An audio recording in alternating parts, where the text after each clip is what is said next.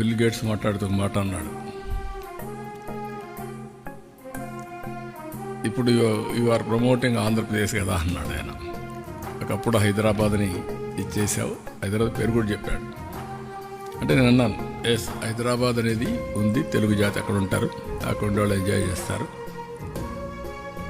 I'm promoting Andhra Pradesh because people elected మీ అని చెప్పాను.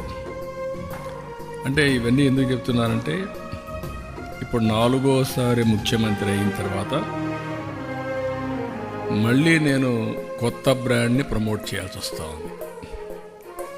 టోటల్గా డెమాలిష్ అయినటువంటి ఆంధ్రప్రదేశ్ బ్రాండ్ని, డిస్ట్రాయ్ అయిన బ్రాండ్ని ఇప్పుడు మళ్ళీ